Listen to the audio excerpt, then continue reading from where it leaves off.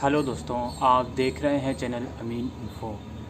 तो फाइनली हमारे चैनल पर 1 लाख सब्सक्राइबर कंप्लीट हो चुके हैं और इस 1 लाख सब्सक्राइबर का सारा जो क्रेडिट है वो सिर्फ आप लोगों को ही जाता है, क्योंकि आप लोगों ने ही हमारी वीडियोस को पसंद करा और शेयर करा, लाइक करा, चैनल को सब्सक्राइब करा। क्योंकि एक इंडिविजुअल जब कोई यूट्यूब चैनल खोलता है तो सब्सक्राइब का मतलब होता है कि उसको वीडियो पसंद आ रही है। तो जो भी कंटेंट मैंने आप लोगों को प्रोवाइड करने की कोशिश करी इस चैनल के थ्रू, वो कंटेंट आप लोगों को पसंद आया, इसीलिए आप लोगों ने इस चैनल को सब्सक्राइब बटन दबाया और आज हम 1 लाख से ज़्यादा सब्सक्राइबर लेकर इस चैनल पर बैठे हैं। ये चीज़ जो है मेरे लिए इमेजिनेशन से काफ़ी दूर है।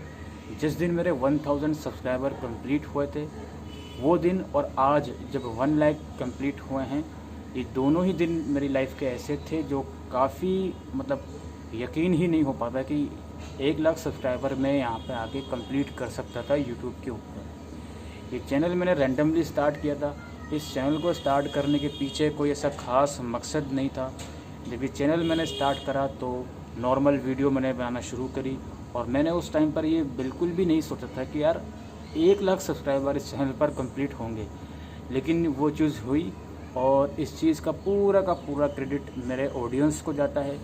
फ्रॉम ज़ीरो से लेके 1 लाख तक और अभी तक भी जितने भी लोगों ने ये चैनल सब्सक्राइब करा, हो सकता है काफ़ी लोग ऐसे भी हों जो किसी एक पर्टिकुलर वीडियो को देख के सब्सक्राइब करा और उसके बाद मैंने उस पर्टिकुलर टॉपिक के ऊपर वीडियो बनाना छोड़ दिया हो। आप लोगों का भी शुक्रिया कि आपने चैनल सब्सक्राइब करा, वीडियोस देखते हैं। और यहाँ पे एक छोटी सी स्टोरी मैं आपको बताना चाहता हूँ। मैंने तो ग्रेजुएशन है दिल्ली यूनिवर्सिटी से ही करी है, ज़ाकिर हुसैन दिल्ली कॉलेज से 2018 में। उसके बाद से ही मैंने एमकॉम का एंट्रेंस दिया। अब जब एमकॉम का एंट्रेंस मैं दे रहा था तो मेरे माइंड में ये क्लियर नहीं था कि यार मैं एंट्रेंस दे क्यों रहा हूँ। मुझे सिर्फ ये था कि यार चलो मास्टर्स करनी है, एंट्रेंस दे देते हैं। बट वो अनफॉर्चुनेटली उस टाइम पर एडमिशन हो नहीं पाया था। एक तो जनरल कैटेगरी की कट ऑफ इतनी हाई जाती है और ना तो रेगुलर में एडमिशन हुआ डीयू में, ना एसओल में हुआ। फिर हमारे पास इग्नू का ऑप्शन बचता था। मेरे पास काफ़ी सजेशन थी कि यार इग्नू में एडमिशन ले लो, लेकिन मैंने इग्नू में भी एडमिशन नहीं लिया एमकॉम में, क्योंकि उस टाइम पर मुझे लगता था कि यार मास्टर्स भी कर लेंगे और दूसरी बात हम डिस्टेंस से करेंगे मास्टर्स, उसके बाद क्या होगा, कुछ नहीं होगा। मेरा जो गोल था ग्रेजुएशन के फाइनल ईयर तक वो था चार्टर्ड अकाउंटेंट करने का। बट ग्रेजुएशन के बाद कुछ कंडीशन ऐसी बनी कि मैंने सीए करने का जो ख्वाब है उसको छोड़ दिया, उसकी जो सारा प्लानिंग है वो छोड़ दी। क्लास 12 से लेकर ग्रेजुएशन के फाइनल ईयर तक, या आप बोल सकते हो 5th सेमेस्टर तक, मेरे मन में एकदम चीज़ क्लियर थी कि सीए ही करना है। बट फिर जब फाइनल सेमेस्टर आया उसके बाद ग्रेजुएशन कंप्लीट करी, देन वो सीए करने का मन दिमाग से निकल गया एकदम। और फिर मैंने सोचा कि यार चलो जॉब वगैरह करते हैं। साथ में एमकॉम का एंट्रेंस दिया, फिर अलग अलग कंपनीज़ में इंटरव्यू भी दिए, बट वहाँ पर भी कुछ फ़ायदा हुआ नहीं, बल्कि फ्रॉड ही हो गया था एक बार। तो क्या हुआ था कि मैं इंटरव्यू देने गया तो वहाँ पे उन लोगों ने 1000 रुपीज़ ले लिए ट्रेनिंग के नाम पे, 500 रुपये ले लिए आपके रजिस्ट्रेशन के नाम पे। तो इस चीज़ को भी आपको समझना है कि बहुत से ऑनलाइन प्लेटफॉर्म आज के टाइम पे चल रहे हैं जो कि आपको बोलते हैं कि जॉब की गारंटी है, आप इस पर रजिस्टर करिए, अपना रिज्यूमे अपलोड करिए, घंटे भर में आपको कॉल आएगी, आप जाइए इंटरव्यू दीजिए। उसमें से जो मैक्सिमम नंबर ऑफ़ लोग हैं वो फ्रॉड बैठे हैं। तो आप लोग बिल्कुल इस चीज़ को लेकर समझना कि अगर आप किसी इंटरव्यू के लिए जा रहे हो और वो इंटरव्यूअर आपसे पैसों की डिमांड कर रहा है तो वो सब फ्रॉड है, ठीक है। तो खैर मैं गया इंटरव्यू के लिए, बहुत सी जगह से रिजेक्ट हुआ और कुछ एक आध जगह है जहाँ पर एक्सेप्ट भी हुआ, बट वो सैलरी उतना नहीं था कि उसमें हम लोग जॉब कर सकते थे, तो वो भी मैंने नहीं करा। फिर मैंने रैंडमली ये चैनल स्टार्ट करा। इस चैनल के ऊपर मैंने कंटिन्यूसली वीडियो डाली और सबसे यहाँ पे अप्रोक्स 3 साल मेरे को हो रहे हैं इस चैनल पर, और 3 सालों के अंदर 1 लाख सब्सक्राइबर हुए हैं। आजकल मैं देखता हूँ कि काफ़ी लोग ऐसे हैं जो शुरू से ही वीडियो लेकर आते हैं, चैनल स्टार्ट करते हैं और एक ही स्पेसिफिक डोमेन पर वीडियोस बनाते रहते हैं, तो उनका चैनल काफ़ी जल्दी ग्रो कर जाता है। मैं अपनी कैटेगरी की बात करूं तो जब मैंने चैनल स्टार्ट किया था तो मैंने इग्नू के ऊपर वीडियो बनाई, मैंने एसओएल के ऊपर वीडियो बनाई, मैंने अलग अलग कॉम्पिटिटिव एग्ज़ाम की जो अपडेट आती थी, रेलवेज़ एग्ज़ाम की अपडेट, या एसएससी एग्ज़ाम की अपडेट, इवन जो UPPSC होता है, Uttar Pradesh public service commission, उसके अलग अलग एग्ज़ाम होते थे। तो एक वेबसाइट होती है हमारी sarkariresult.com, आप लोग बहुत अच्छे से जानते होंगे इस वेबसाइट को।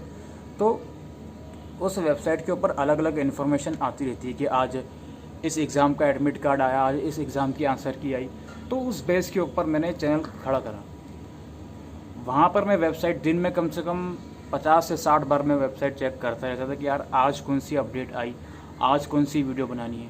ठीक है, मेरे मन में बिल्कुल भी ये चीज़ क्लियर नहीं थी कि यार वहाँ पहुँचना है, इस पर्टिकुलर कैटेगरी में स्ट्रॉन्ग होना है और यहाँ पहुँचना है। तो मैंने शुरू के लगभग 1 साल तो ऐसे ही कहानी चलाई, वीडियो बनाता रहा और 1 साल के अंदर ये चैनल मोनेटाइज भी हो गया।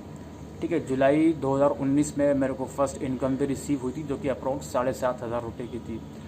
अब जुलाई के बाद ऐसी सिचुएशन आई जब मुझे ये रियलाइज़ होने लगा कि यार अब क्या कंटेंट डालूं, क्योंकि जो मैं कंटेंट डाल रहा था उसमें से कुछ कंटेंट चलता था, कुछ बिल्कुल भी नहीं चलता था। तो अब मेरे दिमाग में बिल्कुल भी ये चीज़ नहीं समझ में आ रही थी मेरे को अप्रॉक्स अगस्त सितंबर 2019 में कि अब क्या वीडियो डाली जाए। फिर क्या हुआ, एसओएल के अंदर CBCS का सेमेस्टर सिस्टम आया। अब सेमेस्टर सिस्टम आया तो मेरे दिमाग के घोड़े घूमने लगे कि यार ये सेमेस्टर सिस्टम के बारे में किसी को भी इन्फॉर्मेशन नहीं है। कोई भी ऐसा चैनल यूट्यूब के ऊपर नहीं था जो एसओएल के लिए सेमेस्टर सिस्टम के ऊपर काम करे। एसओएल के लिए अपडेट देने वाले बहुत से अच्छे चैनल थे, बट जो सेमेस्टर सिस्टम आया था इसके ऊपर कंटिन्यूसली अपडेट देना कि यार अब क्या होगा, उसके बाद क्या होगा। क्योंकि उस टाइम पर क्या होता है कि जो 2019 वाले बच्चे थे उन्होंने एडमिशन तो एनुअल मोड के बेस पर ही लिया था, उनके सारा फीस, उनके सब्जेक्ट वगैरह एनुअल मोड के अकॉर्डिंग उनको अलॉट हुए। फिर अचानक से यूनिवर्सिटी ने एनुअल मोड से कन्वर्ट करके CBCS का सेमेस्टर मोड रख दिया। अब मैं था एक्सपीरियंस, मैंने ग्रेजुएशन खुद CBCS सिस्टम से करी है, मुझे पता है कि यार सेमेस्टर सिस्टम की क्या सारी गाइडलाइंस होती हैं, अगर ER आ गया तो पेपर कब होता है कब नहीं होता। तो मैंने वीडियो बना दी कि भाई एसओएल के अंदर CBCS का सेमेस्टर सिस्टम लॉन्च हो गया है, और उस वीडियो से मेरे पास ऑडियंस आई। और उस वीडियो से ऑडियंस आई, अब मैं देख रहा हूँ एसओएल की वेबसाइट पे जाकर, वहाँ पे हर एक दिन एक नई अपडेट आ रही है कि अब CBCS का स्टडी मटेरियल इस दिन से अपलोड होगा, इसकी क्लासेस इस दिन से होंगी। अब क्या होता है ना, एसओएल के अंदर मेरा जो है पैर फंसाने शुरू कर दिए मैंने। एसओएल की अपडेट मैंने कंटिन्यूसली देना शुरू कर दिया। मैंने कुछ ग्रुप्स भी बनाते शुरू में, व्हाट्सएप ग्रुप्स, वहाँ के बच्चे जो हो सकता है आप लोग हो उस ग्रुप में पहले जब बनाया था, तो उन बच्चों का भी काफ़ी मैं थैंकफुल रहूँगा, क्योंकि अलग अलग बच्चों ने अलग अलग जानकारी जब देते हैं और उस जानकारी को आप मर्ज करके एक पर्टिकुलर वीडियो के थ्रू प्रोवाइड करते हो, तो ऑफकोर्स ही बात है यार, मुझे भी फ़ायदा हुआ और आपको भी फ़ायदा हुआ। मुझे फ़ायदा इस सेंस में हुआ कि मेरे ऑडियंस बढ़ी, मेरे व्यूज़ बढ़े, और आपको फ़ायदा इस सेंस में हुआ कि काफ़ी बच्चों को नोटिफिकेशन नहीं मिल पाती। जैसे एसओएल के अंदर एक वो है सिस्टम मैसेज भेजने का, अब हर एक बच्चे को मैसेज नहीं भेजा जाता। और दूसरी बात उस टाइम पर ये थी कि यार CBCS के बारे में किसी को बिल्कुल भी जानकारी नहीं थी। बच्चे परेशान थे कि अब क्या होगा, अब कैसे करें, और एग्ज़ाम भी 2 महीने बाद थे, हालांकि वो एग्ज़ाम फिर बाद में पोस्टपोन हो गए थे। तो इस तरह से मैंने कहानी शुरू करी 2019 अप्रॉक्स अगस्त या सितंबर से। कंटिन्यूसली मैंने एसओएल के ऊपर वीडियोस बनाई, जो कि अब तक बनती आ रही हैं। फिर बीच में मैं एडमिशन की भी अपडेट देता रहता था, कोई गवर्नमेंट के एग्ज़ाम के फॉर्म निकलते थे उसकी अपडेट भी मैं देता रहता था। लेकिन मैंने जो मेन डोमेन अपना रख लिया, वो रख लिया एसओएल के बच्चों के लिए। एसओएल के बच्चों को जो भी छोटी छोटी अपडेट थी वो मैं प्रोवाइड करने की कोशिश करता था, और उसी का नतीजा है कि आज हम 1 लाख से ज़्यादा सब्सक्राइबर लेकर यहाँ पर बैठे हैं। और मुझे उम्मीद है और मेरे को एक चीज़ क्लियर है कि यार चलो एसओएल के ऊपर जब तक ये चैनल चल रहा है यहाँ पर एसओएल की वीडियोस आती रहेंगी, लेकिन उसके साथ साथ मैं इसी चैनल के ऊपर और भी चीज़ें अपलोड करना चाहता हूँ, और वो सिर्फ एजुकेशन के दायरे में रख कर ही अपलोड करना चाहता हूँ। ठीक है, मैं कोशिश करूँगा कि गवर्नमेंट एग्ज़ाम की जो अपडेट होती हैं, हर एक अपडेट आपको इस चैनल पर मिले, और अलग अलग यूनिवर्सिटीज़ के जो एडमिशन प्रोसीजर होते हैं कोर्सेज़ वाइज, उसकी भी अपडेट इस चैनल पर, उसकी भी क्वांटिटी बढ़ाई जाए। और जैसे कि मैंने आपको कहा कि जब तक ये चैनल एग्जिस्ट करेगा तो आपको इस चैनल के ऊपर एसओएल के लिए तो वीडियोस बिल्कुल नो डाउट मिलती रहेंगी। चाहे मेरा ये जो आपसे बात कही गवर्नमेंट एग्ज़ाम की, ये अगर सपोज़ करो फुलफ़िल नहीं हो पाया, लेकिन एसओएल का तो जब तक मेरा चैनल पे कंट्रोल है चलता रहेगा एसओएल की कहानी। एसओएल का बच्चा जो भी एडमिशन लेगा एसओएल में अभी जिसने लिया हुआ है या अपकमिंग टाइम में आप लोग जो देख रहे हो, आपके जूनियर होंगे, आपके सिबलिंग्स होंगे, जो भी एडमिशन लेंगे उनके लिए तो भाई एसओएल के लिए ये चैनल चलता रहेगा, नो डाउट। कोई भी इसमें पछताने वाली कोई भी इसमें सोचने वाली बात नहीं है। तो ये सब कहानी है। बाकी अगर मैं यहाँ पे बात करूँ मेरे करियर गोल की, तो मेरा करियर गोल सीधा है यार, मेरे को इसी फील्ड में अब जो मैं यूट्यूब पे ऊपर कर रहा हूँ इसी फील्ड में और भी आगे बढ़ना है।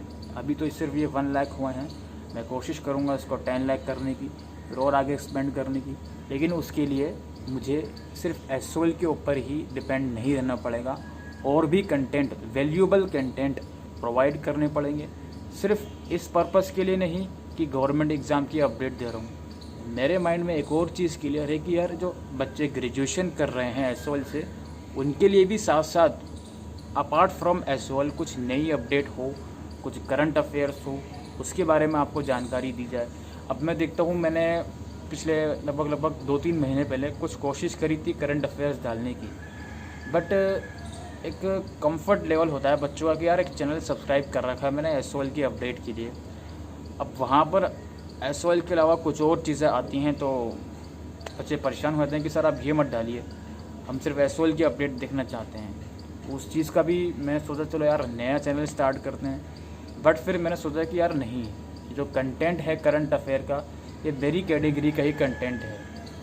जो मेरी आप डिस्क्रिप्शन बॉक्स में जाकर देखोगे तो उसमें मैंने ये कोशिश करी है कि यही बताने की कि यहाँ पर आपको एजुकेशन से रिलेटेड वीडियोस मिलेंगी, और एसओएल के बच्चों के ऊपर ज़्यादा जोर रहता है कि उनकी जानकारी, उनके लिए जो भी अपडेट हैं वो भी बताई जाएँ।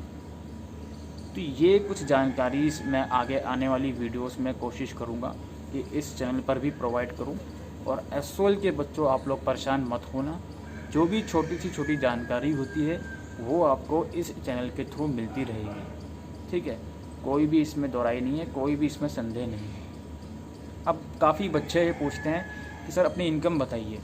देखो यार, इनकम का क्या होता है ना, देखो मैं आपको कुछ चीज़ें बताता हूँ। हमारा जो चैनल है एजुकेशनल चैनल है, ठीक है।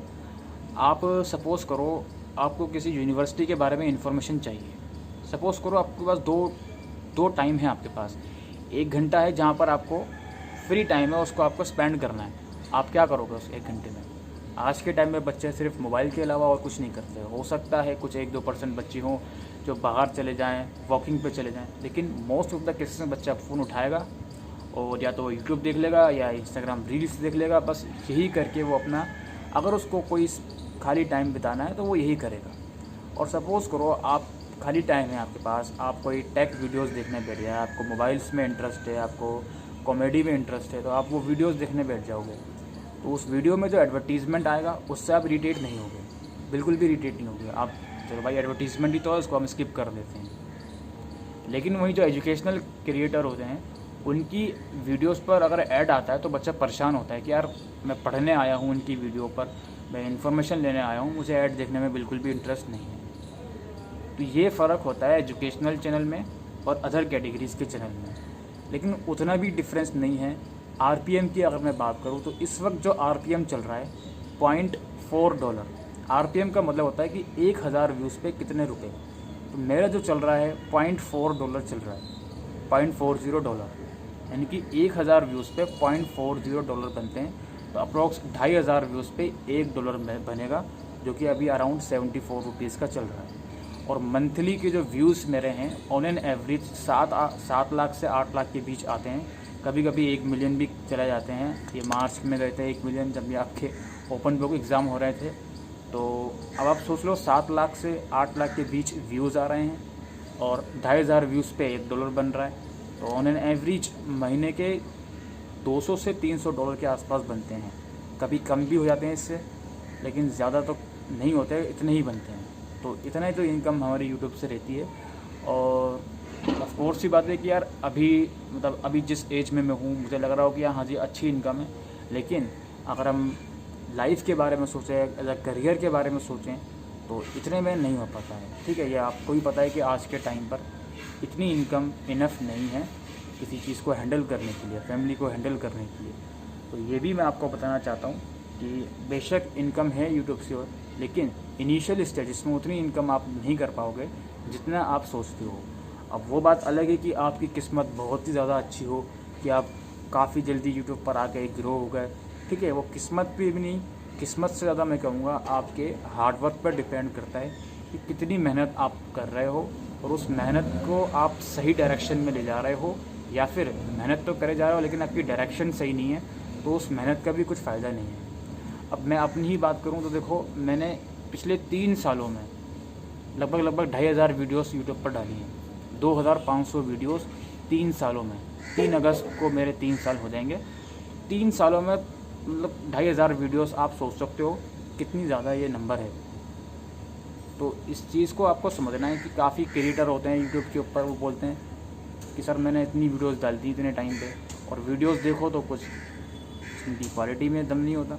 तो वो चीज़ भी आपको दिमाग में रखनी है कि कंसिस्टेंसी, कोई भी काम हो आपको अपनी कंसिस्टेंसी रखनी है और आपको अपनी नीयत साफ़ रखनी है। आप यूपीएससी की प्रिपरेशन कर रहे हो, आप किसी गवर्नमेंट एग्ज़ाम की प्रिपरेशन कर रहे हो, आप ये देखो कि आपकी नीयत उसको क्लियर करने की होनी चाहिए और कंसिस्टेंसी होनी चाहिए। एक प्रॉपर अपना टाइम फ्रेम डिवाइड कर दो कि यार इस टाइम फ्रेम में मुझे को ये काम करना है तो करना ही है, इसको मुझे कल पर नहीं टालना। अगर मुझको आज मैथ्स की प्रैक्टिस करनी है तो वो करनी ही है, अगर मेरे को आज जनरल अवेयरनेस की प्रैक्टिस करनी ही है तो वो करनी ही है, इसको कल पर नहीं डिले करना। कल पर अगर चीज़ों को डिले करोगे आप तो ये आपका ही नुकसान होता है कि कल किसी ने नहीं देखा है। तो ये चीज़ें आपको समझनी है। और दूसरी बात, कभी भी शॉर्टकट से नहीं जाना है लाइफ में। लाइफ में उसी रूट से जाना जो रूट बिल्कुल साफ़ हो, क्लियर हो। जिस रूट से जाना है वो रूट बिल्कुल साफ़ होना चाहिए। ये नहीं देखना कि यार शॉर्टकट है। मैं आपको एक एग्जांपल देता हूँ। अभी कोविड की वजह से पिछले साल भी, इस साल भी आप लोगों के असाइनमेंट हुए, फर्स्ट ईयर के, सेकंड ईयर के, ओपन बुक एग्ज़ाम भी हुए। अब मैं देखता हूँ कि जब भी, जैसे अगर अभी 4th सेमेस्टर के असाइनमेंट ख़त्म हुए हैं तो इसकी अपडेट आई थी लास्ट मंथ। मैं मानता हूँ कि यार कोविड का टाइम है, कॉलेज बिल्कुल भी अलाउड नहीं है खुलना, लेकिन जब ये 4th सेमेस्टर के असाइनमेंट की अपडेट आई तो बच्चे मतलब बहुत खुश हुए कि यार चलो बच गए, असाइनमेंट होंगे।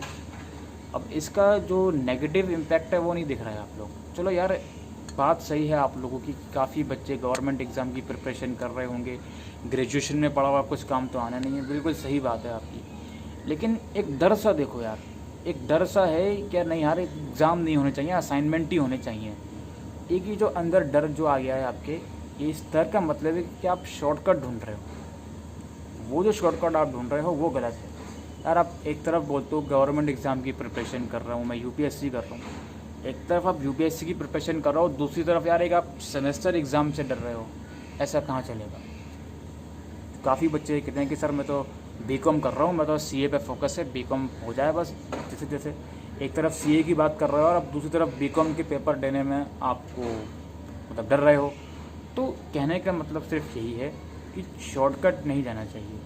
ओपन बुक एग्ज़ाम से आप डरो मत, उससे एग्ज़ाम तो हैं, ओपन बुक एग्ज़ाम है, हाँ थोड़ा प्रेशर तो रहेगा सर पर कि यार 4 घंटे में पेपर दे के करना है।